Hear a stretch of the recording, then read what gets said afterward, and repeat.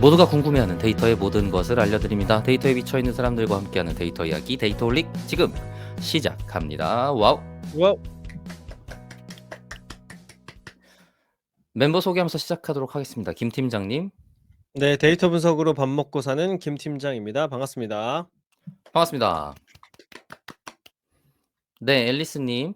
네, 데이터 잘할 꿈꾸는 앨리스입니다. 네, 반갑습니다. 네, 박 박사님. 네, 자동화 생각에 뇌가 기계로 바뀐 박 박사입니다. 반갑습니다. 반갑습니다. 반갑습니다. 데이터홀릭은 유튜브, 팟빵, 애플 팟캐스트에서 들으실 수 있고 그 외에 저희도 모르는 다양한 팟캐스트 플랫폼에도 업로드되고 있습니다. 페이스북 페이지, 인스타그램 계정, 트위터 계정도 운영하고 있습니다. 데이터홀릭은 여러분의 후원으로 만들고 있습니다. 매월 초에 3만 원 정기후원 해주시는 귀동냥님, 눈나님, 매월 초 15일에 만원 후원해주고 계시는 운나27님, 팟빵으로 2만 원 정기후원 해주고 계시는 막송님 감사드립니다. 그리고 저희 에피소드 후원이 한 번 있었는데 해피2 부인님께서 후원을 진행을 해 주셨습니다. 이게 어느 에피소드냐면 세계적인 데이터 분석 컨퍼런스에서 발표한 썰 푼다 178 에피소드네요. 거기에 감사한 화면 후원 띄워 주실 거 아닌가요? 이따 댓글 소개할 때 댓글 할 겁니다, 그거는. 아, 그렇군요. 네, 해 주셨습니다. 데이터 올리고 후원하고 싶으신가요? 팟빵과 유튜브 공지사항 채널 정보에 후원 계좌가 있습니다. 지금도 감사하게 나가고 있고요. 여러분께서 보내주신 후원금은 녹음 편집 컨텐츠 제작에 소유중하게 사용하도록 하겠습니다. 데이터 올릭은 데이터 관련 분야의 다양한 소식을 전하는 팟캐스트입니다. 저희 방송에 광고를 넣거나 데이터 관련 교육을 하시려면 데이터홀릭4 골뱅이 gmail.com으로 문의해주세요. 거봐, 내가 여기 있으면 이거 할 수 있다니까. 네, 여러분 지금 방송을 박 박사가 들어주시는 재밌는 걸 하고 있어요. 유튜브를 봐 주세요. 방송을 들어주시는 모든 분들께 감사드립니다. 감사합니다.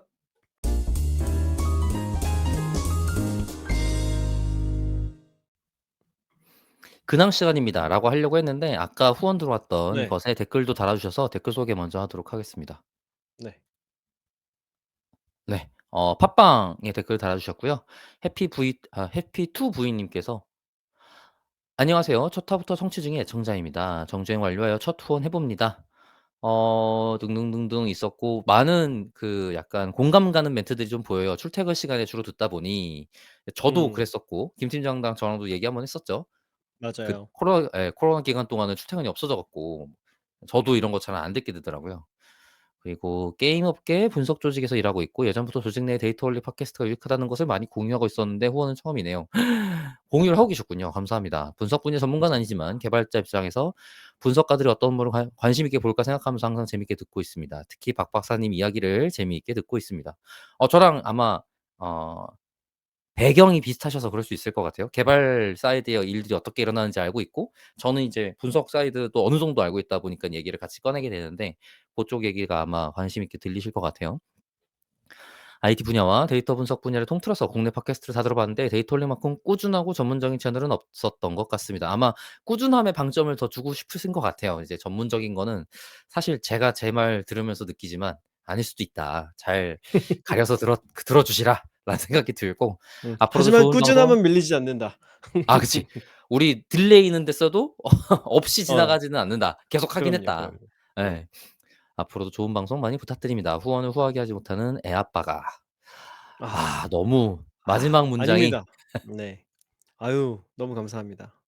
예, 저의 그 심장을 때리는 그런 소리가 되고 말았습니다. 애아빠가 애아빠에게 어 응원을 보내는 이런 훈훈한 광경.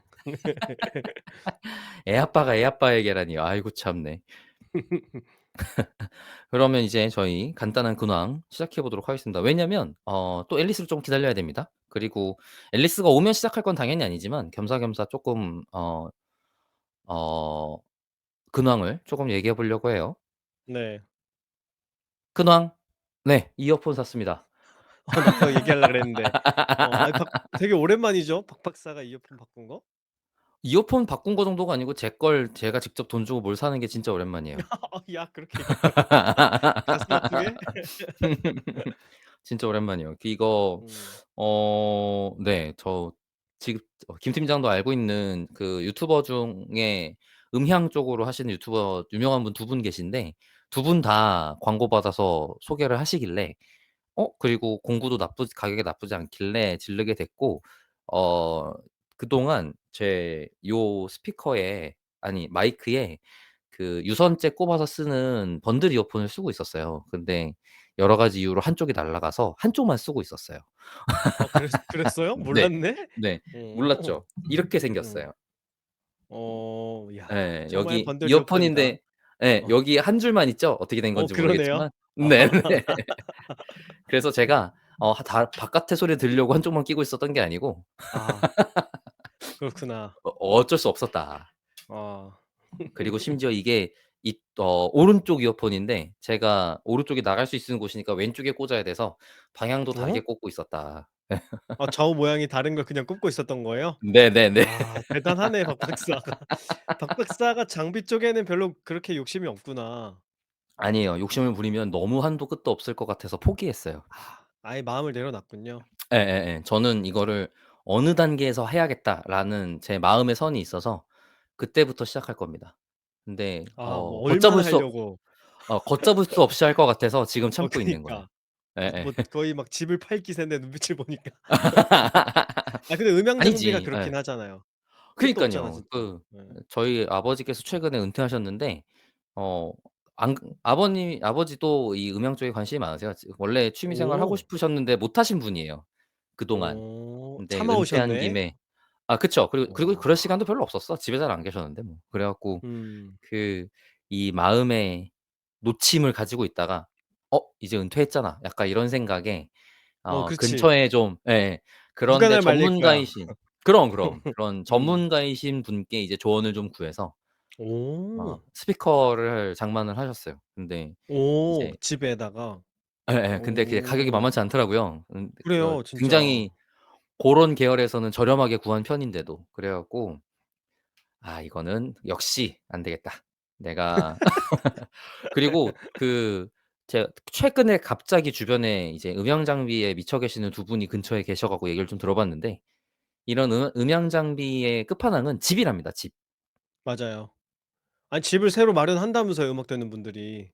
네네. 이게 이 방의 모양 그다음에 그니까. 흡음재 바닥에 까는 그런 카펫 이런 맞아요. 애들이랑 스피커랑 상성 같은 것도 있고 막 이렇대요. 그래 갖고 맞아요.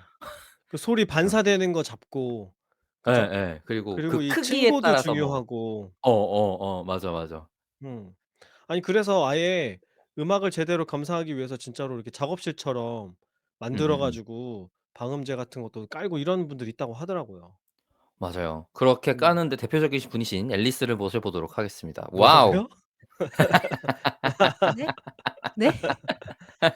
뭘 깠죠 제가? 아니요. 그런데 전문적이신 약간 이런 뜻이었어.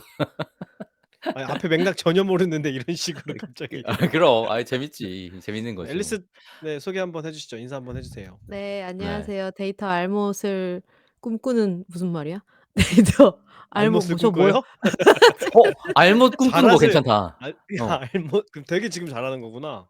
너무 잘하서 이제 아니지. 모르는 걸 꿈꿔야 아니지. 되는 거네. 왜냐면 알못을 추구하는 거지. 아. 그러니깐 이거는 데이터 '내가 자라를 일부러 먼저 공부하지 꿈꾸는이었지. 않겠다. 알았어요. 다시 절대 인사해 공부하지 봐요. 않겠다.' 약간 이런 거잖아. 네.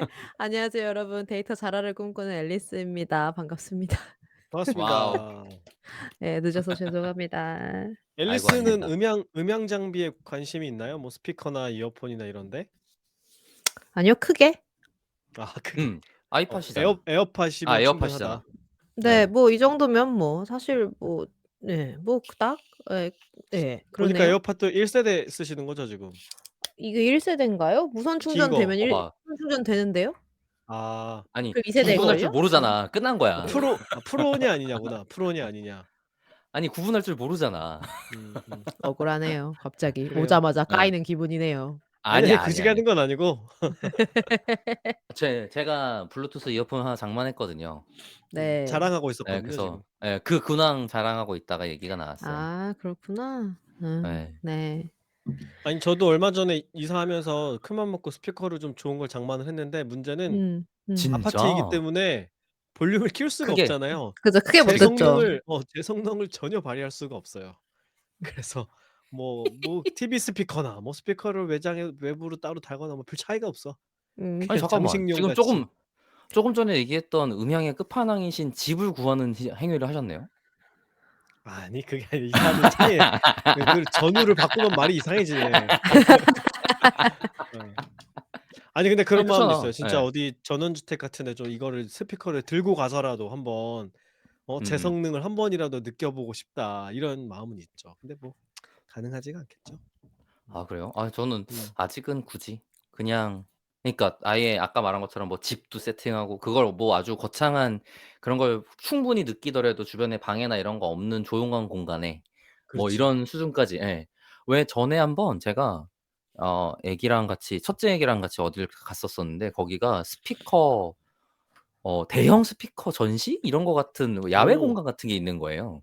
오. 그래 갖고 진짜 집만한 스피커 켜서 틀어 주고 막 이런 데가 있었어요 한 번. 아 정말 음. 좋긴 너무 좋더라고. 이 그러니까 온몸으로 느껴지잖아 소리가. 네네네네. 그죠? 가까이서 절대 못 음. 듣고 예. 음. 진짜 무슨 아파트 한 동만한 한 동까지는 아니겠다. 아파트 한 2 층만한 스피커가 그 뭐지? 이 가운데 그 이런 동그랗게 출력부 있잖아요. 음. 출력부가 막 진짜 집 하나 사이즈 같은 애가 있더라고요. 와 정말 음. 예. 너무너무 놀랐고 '그런 세상이 있구나.'라는 생각을 그때 처음 알게 음. 됐던 것 같아요. 음. 그 진짜로 안 들리던 소리가 들리더라고요. 같은 어어어. 음악인데 뭐 맞아요, '이런 맞아요. 소리가 원래 있었구나 이 음악이.' 하는 게 뭐 그냥 노이즈 캔슬링 되는 뭐 그냥 이어폰 정도 끼면 되죠 뭐. 뭐 뭘 더 바라겠어요. 맞아요. 맞아. 노이즈 캔슬링 이어폰 저 지금 처음 쓰는 거거든요, 이것도 심지어.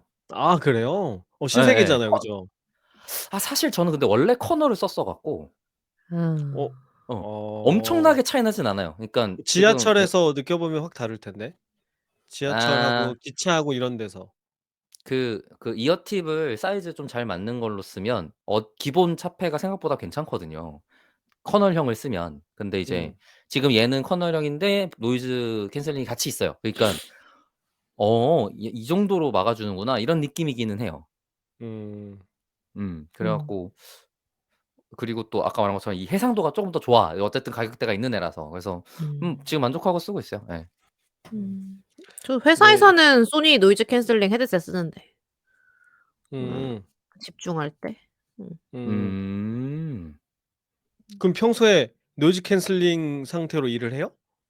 아니요. 그러니까 집중할 때요. 집중할 때 이제 아 헤드셋 혼자 집중해야 될 끼면은 때.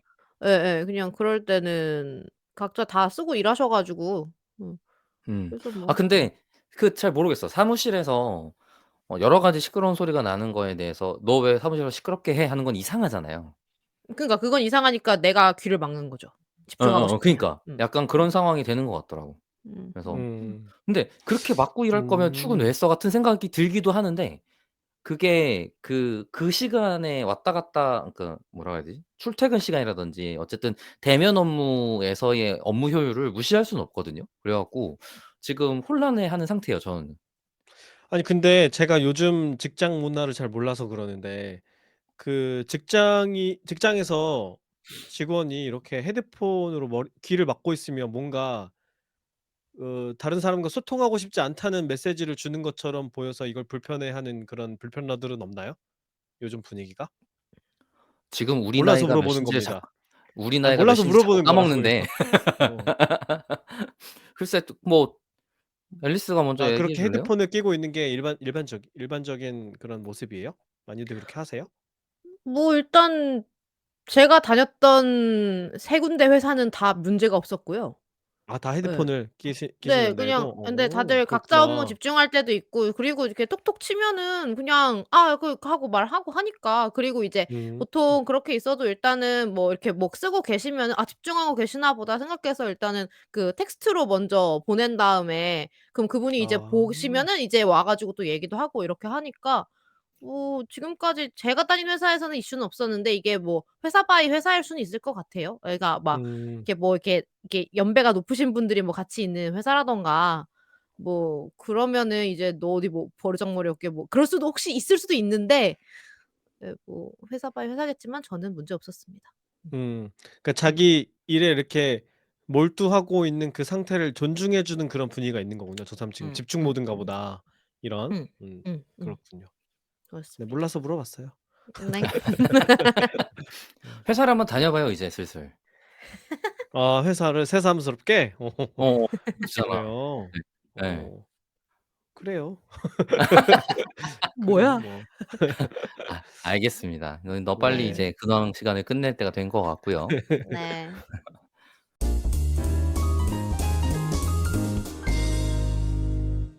오늘은 박 박사가 주제를 준비해 보았습니다. 와. 와우. 지난 방송? 지난 방송이었나 지지난 방송이었나 제가 그 트위터에서 "어그로를 끌었다."라는 얘기를 한 적이 있어요. 근데 그때 지난 방송이에요. 그때 아 그렇군요. 그게 말하고자 하는 요지가 뭐였냐면 릴레이셔널 데이터베이스라고 부르는 RDB 보통 쓰는 DB들이죠. 뭐 MS SQL, 오라클, MySQL, 포스트그레 이런 것들이에요. 그런 애들을 개발을 하는 데 있어서 선택하는 게 운영상 얼마나 어려움을 제공하는지 "아냐. 그거 어려운 일이다. 선택하면 안 된다."라는 식의 취지의 트위터를 써서 어그로를 끌었다라는 얘기를 했고 김 팀장이 고거 운영이 왜 어려운지를 얘기를 해 달라고 한 번은 지나가듯이 얘기했는데 제가 오늘 고 얘기를 직접 지금 바로 하는 건 너무 내용이 갑자기 점프하는 것 같고 그래서 DB가 무엇인가 그리고 우리가 지금 DB라는 거에 대해서 생각해 보니까 다루지 않은 것 같아요. 그래 갖고 저도 그동안 '내가 잘 모르는데 어떻게 얘기해.' 같이 그냥 걱정하고 계속 미루고 있던 주제였는데 아주 쪼끔이라도 '이 둘 앞에서는 아는 척할 수 있지.'라는 생각이 들어 갖고 준비를 하게 됐습니다. 네. 감사합니다. 뭐 데이터베이스가 무엇인가부터 생각하면 좋을 것 같아요 우선. 그 '데이터베이스가 왜 생겼냐.'라고 생각을 해 보면 어 글쎄요. 사실 저도 잘 모르겠어요. 그냥 파일 시스템에 비해서 그러니까 우리가 만드는 뭐 엑셀 파일이 됐든 텍스트 파일이 됐든 어쨌든 데이터를 저장하는 방식은 데이터베이스 이외에 우리가 익숙한 방법이 있잖아요. 근데 그게 불편하거나 문제가 있으니깐 '만들었을 거지 않았나?'라는 게 가장 간단한 생각이고 실제로 그랬던 것 같아요. 당시에는 어 데이터를 안전하게 만들기 그러니깐 우리가 기대한 형태대로 데이터가 있을 거라고 보장하게 만들기라는 게 되게 중요한 일이었던 모양이에요. 그래서 데이터베이스라는 걸 개발해서 사용하기 시작을 했습니다. 예를 들어서 우리가 텍스트로 쳐. CSV 파일이야. CSV 파일이 얼마나 잘못될 가능성이 높은가는 김 팀장이 좀 알고 있을 것 같아요. 어때요? 잘못될 가능성이요? 예를 들면? 쉼표 하나가 빠져서 열이 밀린다거나 아이디라고 써져 있는데 중간에 날짜가 들어가 있다거나. 그렇죠. 왜냐면 어떤 형태로 값을 입력해야 된다는 제한 사항이 없으니까 그냥 막 그죠? 때려 넣고 싶은 대로 넣을 수도 있잖아요. 네 그럼 이제 박 박사 얘기한 대로 원래 날짜만 넣어야 되면 날짜 형식에 맞게 값이 들어가야 될 텐데 형식에 안 맞게 막 다른 숫자가 들어가거나 뭐 숫자가 0이 하나 더 붙어 있거나 뭐 이런 난리도 아닌 일들이 생길 수 있죠.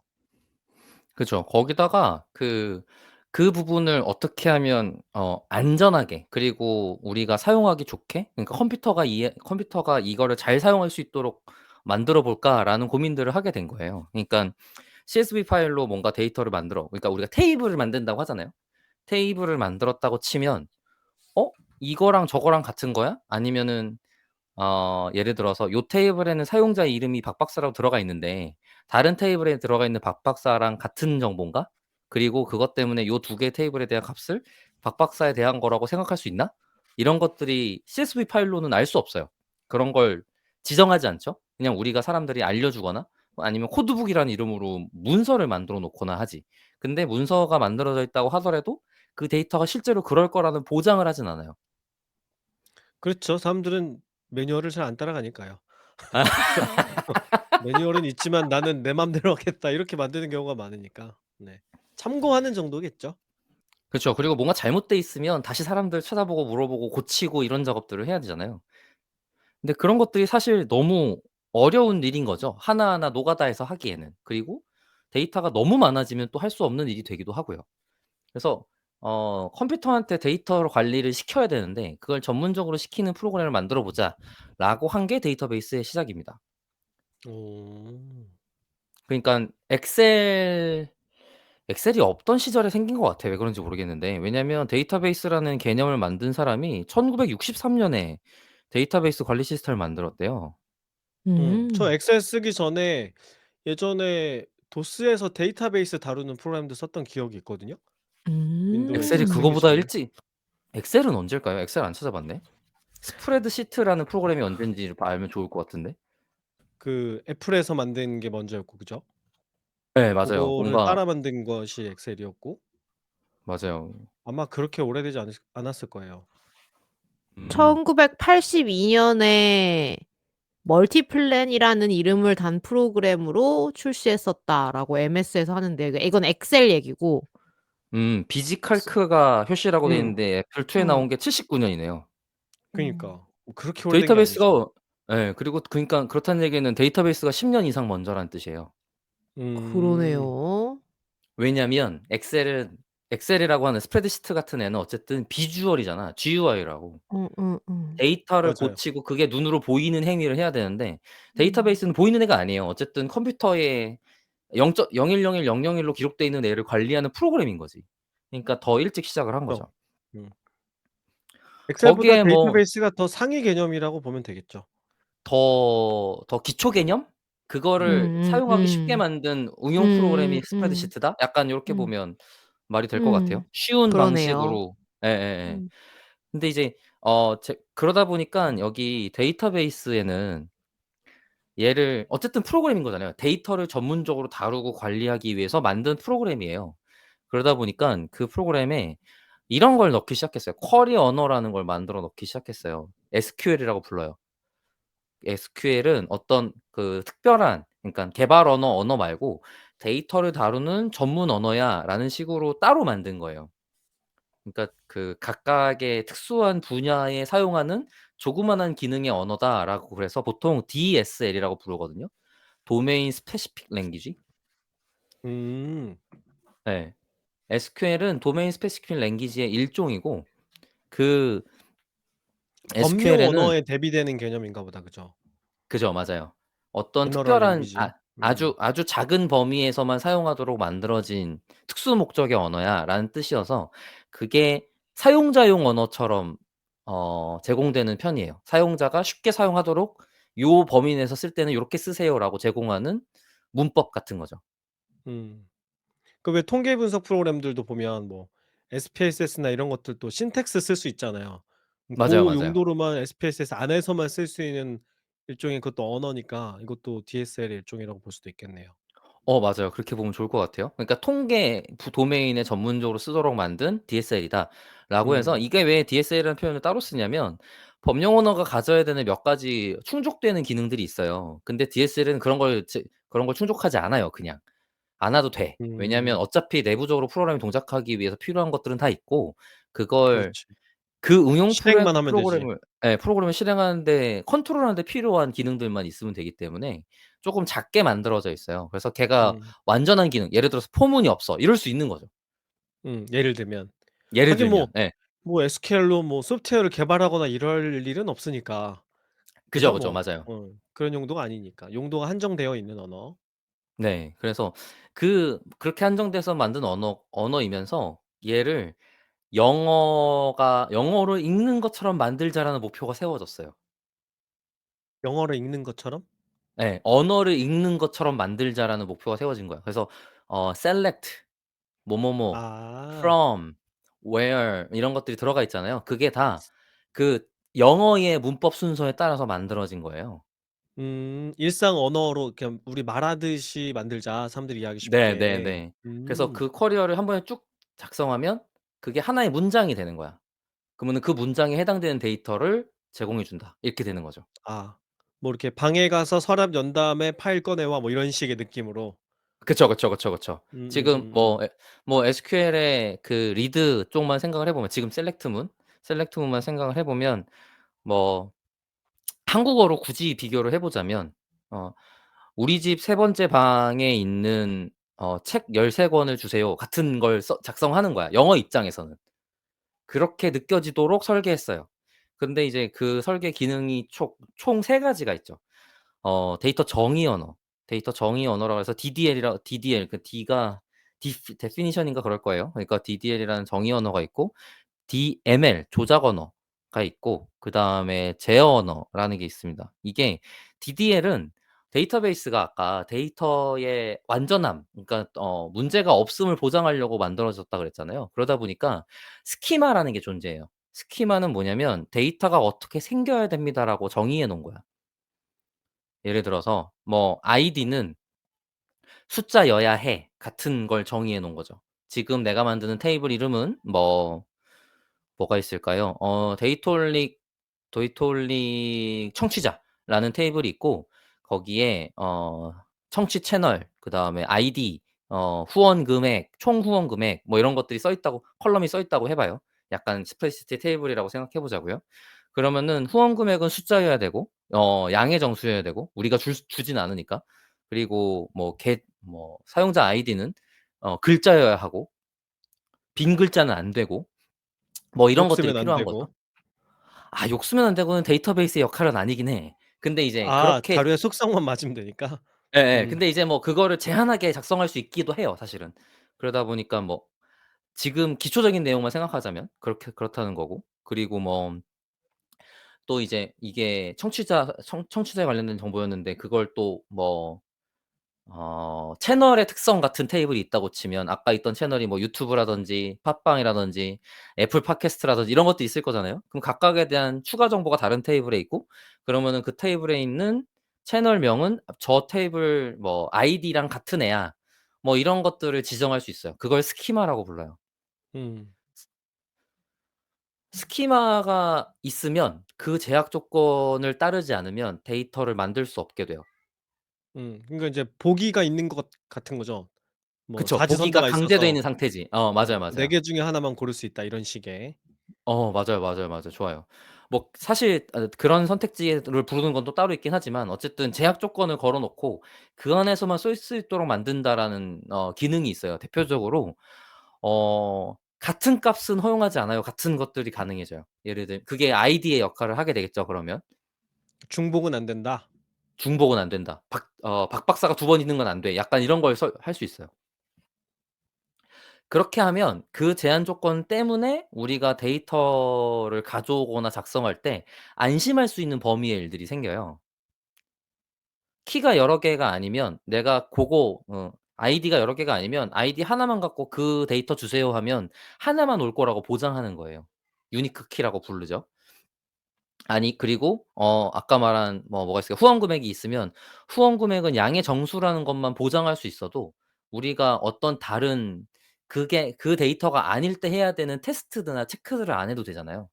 얘가 대신 체크해 줬고 거기에 그것만 돼 있다는 걸 보장하니까. 그런 기능들 때문에 이제 스키마를 정의를 잘하고 사용을 하는 거죠. 그러니깐 제약 음. 조건이 많을수록 데이터에 내가 사용할 때 쓰는 편리함이 발생한다. 라는 거고, 그걸 그래서 데이터 정의 언어라는 애로 정의하게 돼요. 그리고 데이터 조작 언어는 방금 정의된 스키마에 맞춰서 데이터를 쓰고, 데이터 기록하고 고치고 지우고 어 살펴보고라는 과정을 하게 되는데, 그게 CRUD, create, read, update, delete라는 이름으로 사람들한테 많이 전파되어 있어요. 그래서 스키마에 맞게 데이터를 넣고 빼고 뭐 고치고 등등을 할 수 있다라는 거여서 데이터 조작 언어라고 부르고, 마지막으로 이건 좀 잘 안 쓰는데 데이터 제어 언어라 그래서, 뭐지? 이 컨 접근하는 거에 대한 권한 관리 같은 걸 할 수 있게 돼 있어요. 사용자라는 게 있고, 사용자가 어떤 테이블을 볼 권한이 있습니다. 아니면은 고칠 권한이 있습니다. 이런 것들을 하게 돼요. 인증도 한번 해야겠다. 다음에 인증 한번 하겠습니다. 네. 인증하면 재밌겠네요. 갑자기? 어? 네. 이 데이터 접근하다가 인증이 생각이 났군요. 여기에 인증 기능이 있는데, 생각해 보니까 그 프로그램 개발의 모든 거는 대부분 접근 제어, 권한 관리, 인증 약간 요런 게 어떤 프로그램이든 다 돼 있거든요. 회원 네. 가입이 있으면 인증 기능이 있다고 보면 됩니다. 음. 예. 그러다 보니까 고것도 한번 뭐 뭐지 IT 상식 같은 느낌으로 한번 다음에 다뤄야겠네요. 알겠습니다. 여기까지가 이제 우리가 알고 있는 기본적인 데이터베이스 그러니까 RDB라고 부르는 애가 가지는 여러 기능 중의 일부예요. 핵심 그리고 기능들. 예 핵심 기능들. 그러니까 우리가 데이터베이스랑 어 소통, 데이터베이스 사용할 때 쓰는 것들이 무엇인지에 대해서 얘기를 한 거죠. 음. 그리고 데이터베이스는 그 아까 말한 그런 스키마란 제약 때문에 무슨 기능 데이터의 관리에 안전한 기능을 제공해 주는데 그거를 어 애시드라고 부르는 특성이 있어요. 애시드가 ACID로 어떤 각각의 4가지 특성에 대한 약자인데 고거를 한 개씩 소개를 좀 해 볼게요. 사실 저도 잘 모르는데 이거는 기초적인 내용 사실 다른 사람들은 다 많이 알고 있는 엄청 기초적인 내용인데 저는 반대로 잘 몰라요. 그래서 덕분에 지금 공부하는 감이 없지 않아 있습니다. 아무튼 그래서 ACID의 A는 아토믹시티 원자성이라고 불러요. 원자성은 트랜지션이라고 부르는 것의 기능으로 제공이 되는데 트랜지션이 뭔지 설명을 좀 해 드릴게요. 트랜지션은 어떤 작업들 그 데이터베이스가 무언가를 해야 되는 일련의 작업들이 있는데 그 작업 한 덩어리를 묶어서 트랜잭션이라고 선언할 수 있어요. 선언이라는 표현 애매하네. 어쨌든 근데 트랜잭션을 선언하면 뭐가 되냐면 그 동작 전체가 수행이 다 한 번에 된다라고 보장해요. 예를 들어서 어 앨리스라는 사용자를 추가 등록했어. 얘를 등록했어라고 하면 등록하는 과정 중에 중간에 실패할 가능성이 있는 이벤트들이 있어요. 예를 들어서 DB 쓰기라는 게 무조건 성공하는 일이 아니란 말이야. 쓰려고 하다가 실패하거나 쓰려고 봤더니 이 외래키 끼워져 있는 것 중에 쓰다 보니까 외래키 하나가 뭐가 안 맞아서 실패하거나 이런 일이 발생하거든요. 그러면 쓰다가 실패했으면 쓰던 건 그냥 두면 안 되잖아요. 네. 그거 그냥 두면 안 되고 지워야 된다고 잘못 썼으니까. 음. 쓰다가 실패했기 때문에 지워야 된단 말이에요. 그럼 지우는 행위를 누가 해 줘? 우리가 밖에 수동으로 해야 돼요? 그거 그렇게 하면 너무 힘들어요, 코드 개발하기가. 그래서 고런 단계 전체를 하나로 묶어서 트랜잭션이라고 선언할 수 있어요. 그러면 고 하나의 행위는 행위 전체가 모두 끝날 때까지 다 성공해야만 성공해 주고 그걸 성공을 못하면 중간에 롤백이란 걸 해요. 중간에 했던 과정들을 다 취소해서 원래대로 돌려놔. 음. 데이터베이스가 제공하는 가장 큰 안전 기능 중에 하나예요. 트랜잭션. 음. 그러니까 인제 몇 개의 작업이 이렇게 묶여 있고 덩어리로 묶여 있고 얘네는 덩어리로 전부 다 묶여 있어요. 완성이 됐을 때만 '작업이 완료됐다.'라고 우리가 체크 표시를 할 수 있는 거죠. 근데 요게 인제 빠져 맞아요. 있으면 빠진 고 상태를 유지해 준다는 거죠. 다시 채울 때까지 기다려 주고.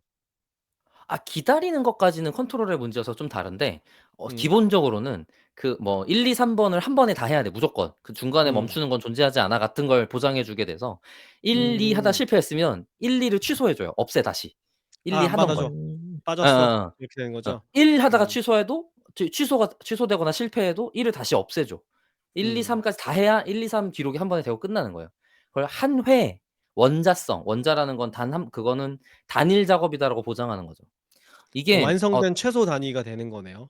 맞아요. 그래서 어. 근데 어 데이터를 기록하는 아주 제일 밑에 단의 동작은 여러 개일 거잖아요, 무엇이 됐든지 간에. 음. 근데 그거를 사람이 직접 다 모두 컨트롤하는 게 아니고 요 가 단 작업 몇 개는 하나 모아서 한 번으로 정의하게 같이 취급을 해 주는 음. 거지, 감사하게도. 예.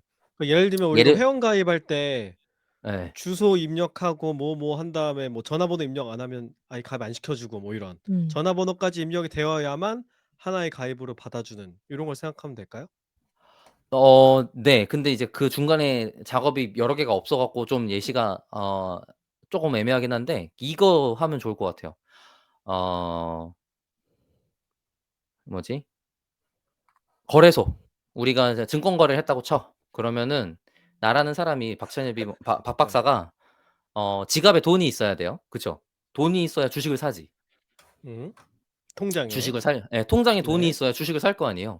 그러면 내가 주식을 어 "한 주에 10만 원으로 사고 싶어요."라고 내가 요청을 했어요, 음. 서비스에. 그럼 네. 데이터베이스가 그러면은 저라는 사람이 가지고 있는 주식 테이블에다가 주식 1을 올리고 그다음에 제 지갑에 있는 10만 원을 빼기 10만 원에서 맞추는 작업을 해야 되잖아요. 음. 근데 이 두 작업이 원자성을 갖추지 않으면 저는 사기치고 주식을 더 살 수 있는 상태가 가능해져요. 그럼 뭐 난 돈을 막 찍어내는 거랑 비슷한 상황이 돼 버리는 거죠. 그러니까 내가 통장에 음. 10만 원이었는데 주식 한 개를 10만 원 주고 살 수 있는 행위가 발생할 가능성이 생기는 거야. 음. 그러면 이거를 모두 다 한 동작으로 묶어야지만 음. 문제가 덜 생기는 거죠. 반드시 앞뒤가 맞아야 된다. 예예예. 반드시 앞뒤가 맞아야 된다. 이런 네. 것들을 할 때 이 원자성이 음. 작업하는 데 도움이 돼요. 그래서 그러니까 예를 들면 제가 어 뭐지? 어 한 주에 10만 원 산다고 했어. 근데 한 주에 10만 원짜리가 내가 한 주에 10만 원에 팝니다라는 리스트가 올라온 거야. 그러면은 그거 가지고 그러면은 아까 산다고 했던 애가 있었는데 '이걸로 사 갖고 거래를 해야지.'라고 했는데 그 거래를 시도하는 트랜잭션을 만들어. 그러니깐 제가 제 거에다가 한 주를 올리는 데이터베이스를 쓰고 그다음에 10만 원을 빼는 데이터베이스를 쓰려고 봤더니 쟤 썼잖아요 이미. 근데 음흠. 빼는 걸 하려고 했더니 얘가 10만 원이 없네? 음. 그러면 거기서 에러 났다고 물려. 생각하면 물리는 걸 해야 되잖아요. 맞아요. 근데 그렇죠. 그걸 원상복구해. 데이터베이스가 보장을 해 주는 거죠. 예예. 음. 데이터베이스 자체에서 보장을 해 주는 거예요. 물론 지금 앞뒤가 안 말한 맞으면은 것들을 아예 쓸 수 없게 네. 만든다. 그죠, 그죠.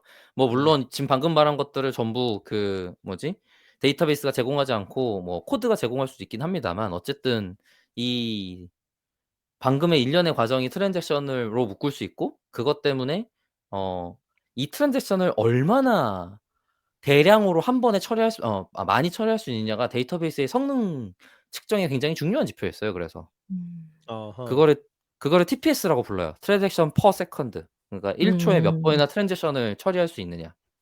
왜냐면 음. 그거를 기다리게 만들거나 아니면은 묶어서 사용하지 못하게 만들거나 이런 걸 해야 돼서 그거가 원래 트랜잭션을 보장할수록 속도가 느려지거든요. 트랜잭션을 음. 보장하지 않으면 아주 속도를 많이 올릴 수 있어요. 그렇게 하는 애들이 음. NoSQL이에요. 음. 음.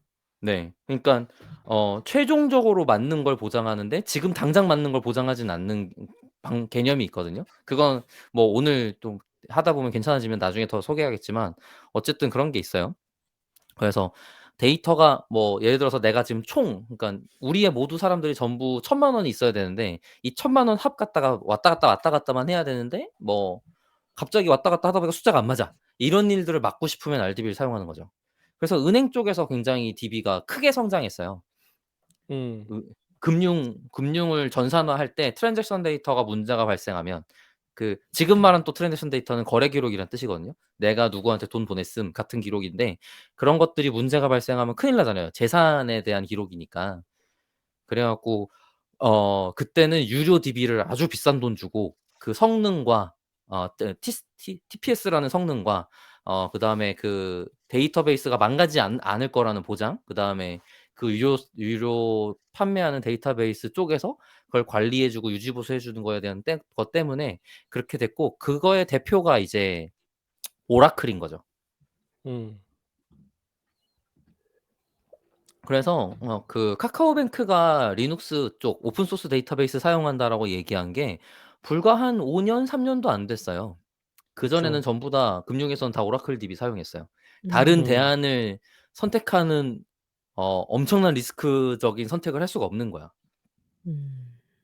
그죠. 안정성이 무엇보다 중요하니까요. 뭐 속도도 음음. 속도지만 일단은 빵꾸 나면 안 되니까 안정적인 걸 돈 음음음음음음. 주고 써야 되는 거지. 네.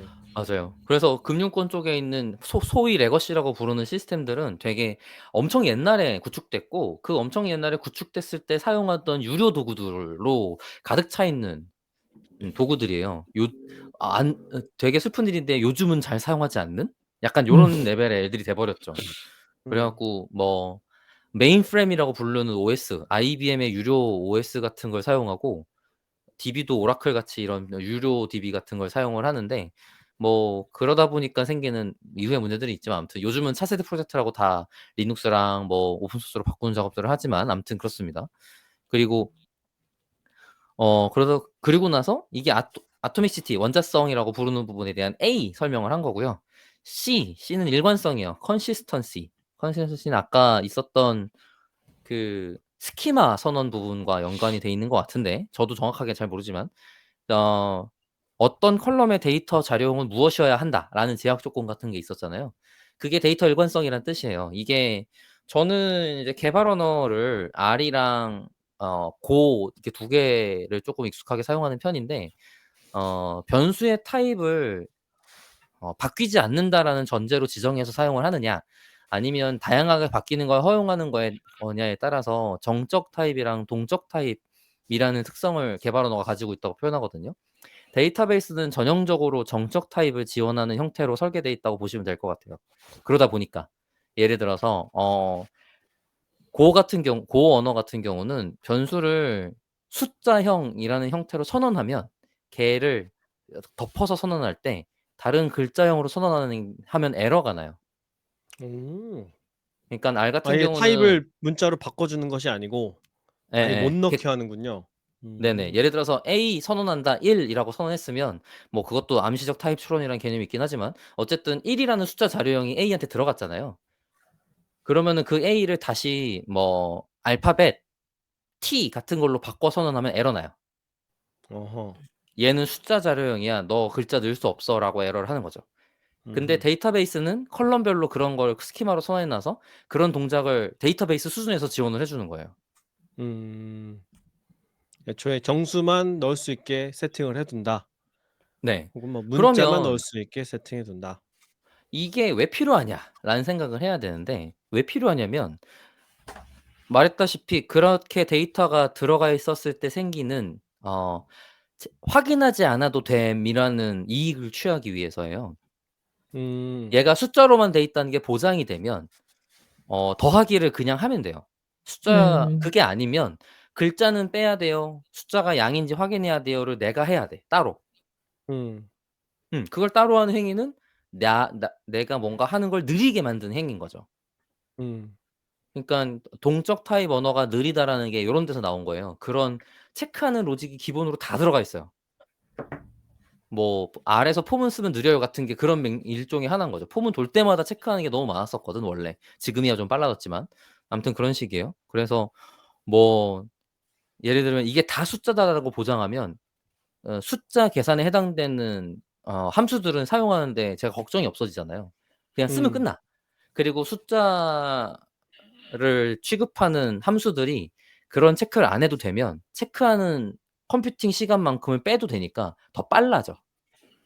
그 신뢰 자본 같은 거네요. 맞아요, 우리가 이렇게 맞아요. 서로 믿을 수 있으면 뭐 이렇게 지폐를 줬을 때 이게 진짠지 가짠지 이렇게 햇빛에 비춰 보고 이런 거 안 해도 되잖아요. 그 얼마나 피곤한 맞아, 일이야. 맞아요, 맞아요. 예. 그런 비용을 줄이고 시간도 단축시켜 준다. 중국 같은 경우는 그런 체크를 안 하는 게 멍청이다라는 문화가 있다고 들었어요. 뭐 요즘에는 근데 뭐 워낙 알리페이가 뭐 많이 쓰이니까 다를 수 있을 거는 알리페이가 많이 같은데 쓰이는 이유가 그것 때문이라고 들었어요. 그니까. 현금을 못 믿어서. 예예. 그렇죠. 아니 음. 심지어 저희 어머니께서 그 백두산 한번 갔다 오신 적이 있는데 그 뭐지? 가이드분들이 신신당부를 한대요. 돈이랑 물건이랑 동시에 교환하라고. 음.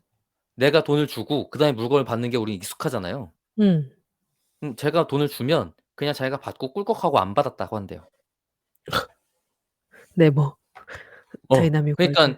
그러니깐 그 돈을 주기와 물건을 받기의 원자성이 보장되지 않고 중간에 중간에 이벤트가 실패한 거야. 어. 근데 우리가 그런 근데 게 꽤 롤백이 안 많다. 돼. 예. 어. 롤백이 안 돼. 약간 이런 그치. 거지. 증거도 없고. 증거가 없으니까. "다른 사람 다 봤어." 음. 이런 것들은 신뢰할 수 없는 게 돼 버리는 거고 걔가 고집 부리면 어쩔 거예요. 근데 이제 그렇게 하는 게 그러니까 그런 비신뢰로 인한 강제 활동들이 발생하거나 체크하는 활동들을 하는 게 동적 타입 언어들이 하는 일이에요. 그래서 처음부터 동시에 바꾸기 같은 걸로 최적화를 이루거나 아니면은 "야 돈 준다. 야 너 물건 내놔." 약간 이런 시간을 일부러 쓴다거나 이런 것들이 동적 타입 언어가 하는 일이고 프로그램을 만들고 나면 그게 그 타입이 무엇인지 보장하는 건 이미 아까 말한 것처럼 신뢰 자본 같은 일을 만들게 되는 거죠. 그거 괜찮네요. 너무 좋은 것 같아. 그래서 그리고 그러다 보니깐 그런 편의성인 작업이나 아니면 대량의 계산을 한 번에 수행할 때 그런 편의를 제공하기 위해서 하는 것 같아요. 그래서 속도를 올리기 위한 기능이기도 하겠죠. 음. 예를 들어서 어떤 아이디 컬럼이 있다고 치면 걔가 어 어떤 값이 있으면 그 하나가 단독으로 그 하나 값만 있다는 게 보장이 되면 걔를 찾아내서 데이터를 갖고 오기 하는 알고리즘의 속도를 굉장히 비약적으로 향상시킬 수 있어요. 한 개만 있다는 것만 보장하면. 약간 그런 식이에요. 그런 음. 식의 것들이 데이터베이스 기술에 굉장히 많이 녹아져 있는 거죠. 그리고 다음번 거는 아이솔레이션, 격리성이란 뜻인데 이거는 약간 뭐라 그러면 좋을까?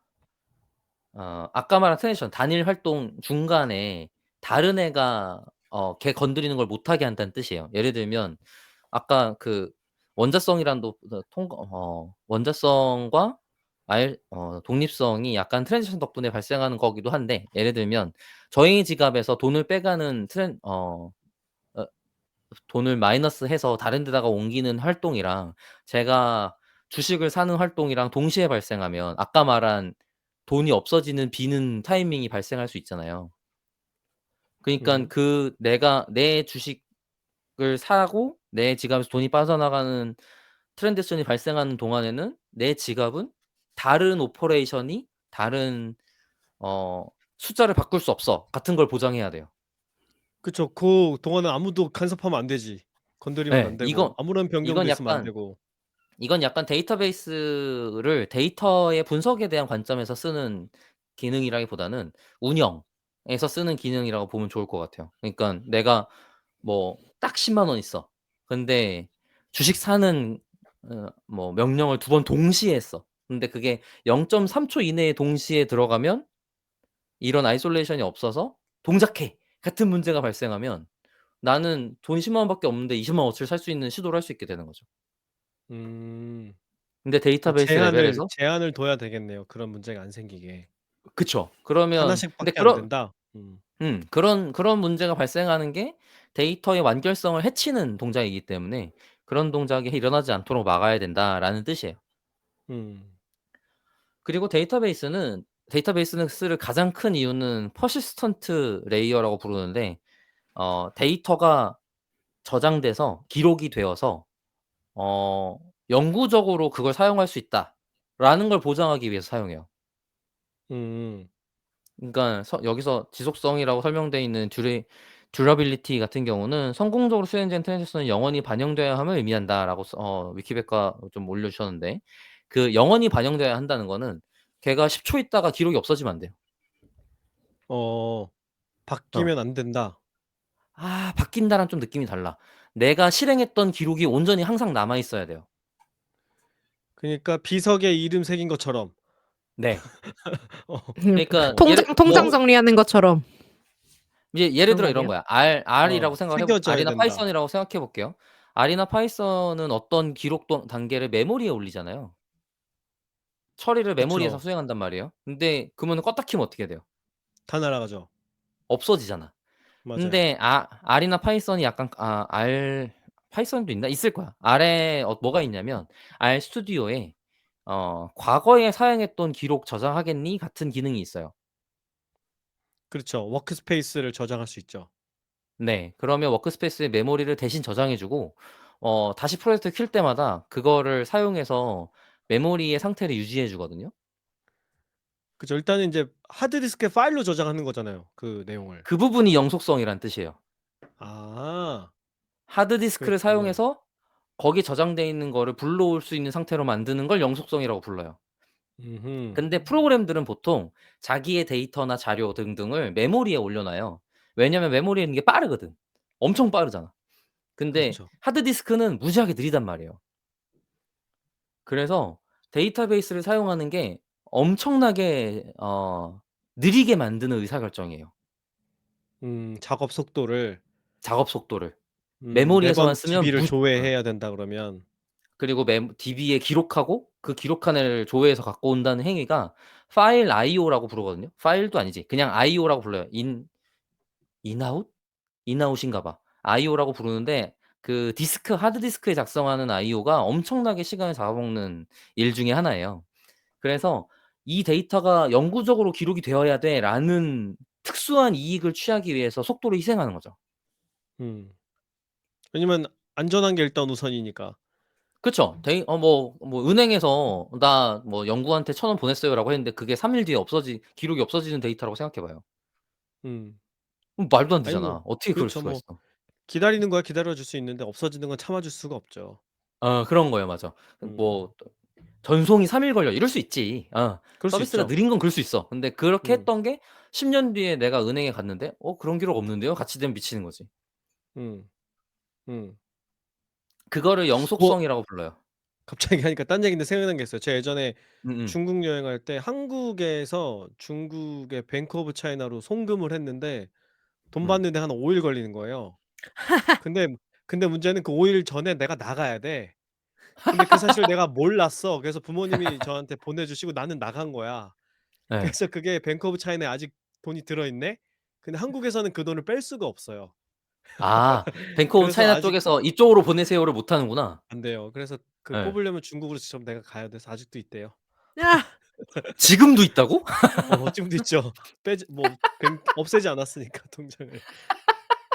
그러면 '난 이걸 안전하니까 기뻐해야 되는 것인가.' 뱅크 오브 차이나의 금융 데이터베이스 시스템의 안정성이 어떤지 확인해 봐야지. 아 갑자기 무서운데. 왜냐하면 지금 말한 영속성이라는 건 또 논리적인 개념이거든요. 데이터베이스라는 프로그램이 제공하는 기능이잖아요. 이거는 소프트웨어의 영역이에요. 근데 음. 그걸 실제로 기록하는 건 하드디스크라는 하드웨어 장비라고. 그럼 하드웨어 장비 망가지면 헐. 음. 음. 끔찍하다. 근데 그게 그러다 보니깐 클라우드 데이터베이스에 하드디스크가 엄청나게 많이 달려 있고 보통 데이터를 2 중 3 중으로 여러 개를 동시에 기록해 놔요. 어떤 하드디스크가 망가져도 다른 하드디스크에서 이 데이터가 있다는 걸 보장하기 위해서. 되게 음. 이번 카카오 그 사태 같네요. 아니 너무 너무 맞아. 기본이지 뭐. 아이 근황에서 그 얘기도 하려 했었는데 지나갔었구나. 예. 카카오는 근데 방금 말한 거에 대한 레벨이 좀 다르기는 해요. 음. 음. 그래서 이 얘기는 이제 우리가 나중에 네. 그래? 하나의 길어지네요 얘기가. 에피소드로 만들어서 얘기하기로 음. 아 하고 지금 아이솔레이션 얘기하는 중이었습니다. 아니에요. 지속성까지 했습니다. 듀라빌리티까지 갔어요. 예. 네. 듀라빌리티까지 갔어요. 네. 네. 네네네. 이제 여기까지 하면 이제 데이터베이스가 가지는 기본 기능이란 걸 하게 돼요. 근데 벌써 시간이 저희가 마무리할 때가 됐는데 아니 오늘 알 RDB 뭐 어그로 얘기하는 거 아니었어요? 아니야, 아니야. 그걸 위한 사전 지식 같은 얘기를 하기로 했었는데 그거 중에 너무 조금 하긴 했어. 음. 제가 20분 얘기할 것만 준비하라고 했는데 박 박사가 그렇게 준비하긴 했어요. 맞아, 맞아. 어. 근데 준비 이렇게 되는 잘했어요. 거지. 음. 쪼끔 시간이 애매하지만 뭐 '이 정도면 끝낼 만하다.'라는 음. 생각이 듭니다. 아 예. 너무 알겠습니다. 좋아요. 네. 예. 네. 지금 더 했다가는 한 2-30분 더 할 각이라 그럴 여기서 것 멈추는 게 맞는 같아요. 것 아니 같고요. 1 네. 탄으로 DB 1 탄으로 딱 좋은 아 내용입니다. 너무 좋습니다. 아까 음. 뭐 카카오 얘기는 뭐 다음에 한번 음. 근황적으로도 다시 한번 더 음. 얘기해 보도록 하고 네. 여기까지가 RDB에 대한 얘기였습니다. DB의 시작은 왜 그랬는가? 왜 필요한가? 그다음에 RDB가 어떤 기능을 제공해 주길래 사용하는가? 같은 얘기를 간단하게 했고요. 어 뭐지? 컴공 전공이신 앨리스 님께서 후기 아 맞네. 앨리스 그 컴공이었구나. 네 안 그래도 소감을 아니 어떤 얘기를 어. 할지 고민하다가 아니 그 우리보다 더 잘할 수도 있는 거네. 잠깐만. 그러니까 내가 아니 얼마나 지금 가소로울 거야. 아니 그러니까 이거 아니야. 수업 이미 들어본 거 아닙니까? 그러니까 이게 대학교 2 학년 땐가 그 저희가 어. 기디비라고 부르는 기초 데이터베이스 수업의 첫날 같은 느낌이었어요. 딱 그런 그거를 어어어. 생각이 나면서 기디비라고 줄여서 불러요? 기초 재밌네 데이터베이스를 그것도. 기디비 이렇게 하고 응용 데이터베이스 수업도 있는데 그건 응디비인가 이랬거든요. 그 응디비. 아무튼 응디비래? 아무튼 기디비, 그 응디비.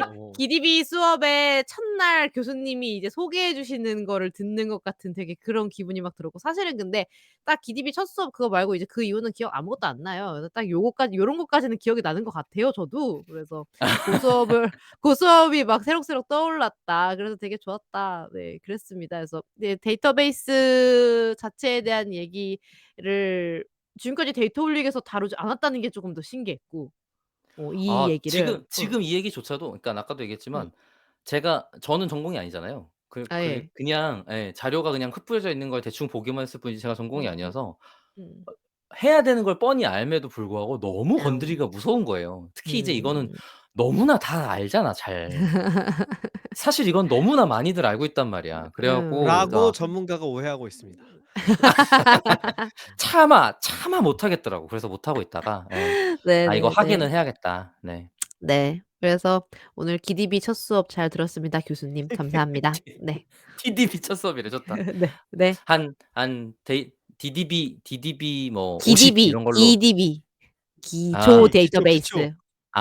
기 DDB 50 약간 이런 걸로 제목 달고 나가면 좋겠네요. 50. 네. 예예예. 네. 네. 그럼 김 팀장님. 네. 네 저도 수업 잘 들었고요. 그리고 아니 이거에 박 박사가 얘기해 줘서 이렇게 재밌게 들리는 거지 아유 그 수업을 진짜로 들으면 되게 재미없거든요. 보통 데이터베이스와 관련된 책 아무거나 집어들면은 뭔 소리인지 하나도 몰라요. 그죠? 이게 정말 우리랑 와닿지 않는데 박 박사가 최대한 예를 들어가면서 와닿게 설명을 해 줘서 이해가 굉장히 잘 됐고 그다음에 여러분들 아셔야 되는 게 박 박사가 이 RDB 얘기를 하는 이유는 이제 결국에는 RDB를 쓰지 말라는 얘기를 하기 위해서이거든요. 그래서 그 밑밥에 지금 전초 단계에 와 있다는 걸 염두에 두시고 네 그리고 나서 들어 주셔야 됩니다. 이게 인제 나중에 다 부정당할 거예요. 표현이 너무 웃기다. 부정당할 거라는 게. 다 부정당할 것들을 지금 깔아 놓고 있다. 네 재밌게 잘 들었습니다.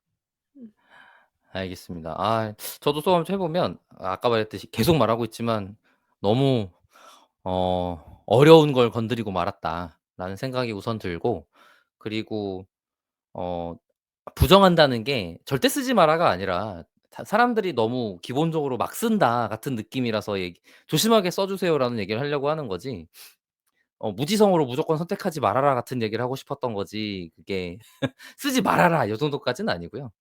그게 알고 예. 써라. 알고. 예예. "너가 선택했을 때의 다른 사이드 이펙트가 뭔지는 알고 썼으면 좋겠다."였어요. 왜냐면 과거에는 얘 말고는 대안이 없었어. 그래 갖고 그러니까 아까 말한 데이터베이스를 쓰는 그리고 아까 뭐 애시드라고 하긴 했지만 그중에 다른 건 잘 모르겠고 서비스에서 사용할 때 가장 큰 이유는 영속성이거든요. 사용자가 회원가입했는데 갑자기 이게 계정이 없어지거나 이러면 안 될 거 아니에요. 고 영속성을 보장하려고 쓰는 거라서. 근데 그 맥락에서만 생각하면 다른 도구들이 꽤 있어요 이제는.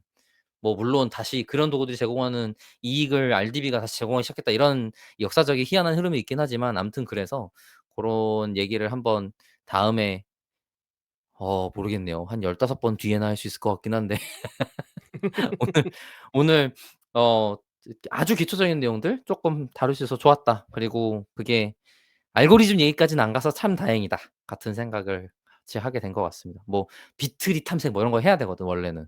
근데 이제 그런 거 안 쓰고 끝낼 수 있어서 너무 좋았고요. 오늘은 컴팩트하게 내용 방송 끝낼 수 있는 것 같아서 더 기쁜 마음이 같이 드는 것 같습니다. 네. 네. 네 그러면 여기서 마무리해 보도록 할까요? 네. 네. 좋습니다.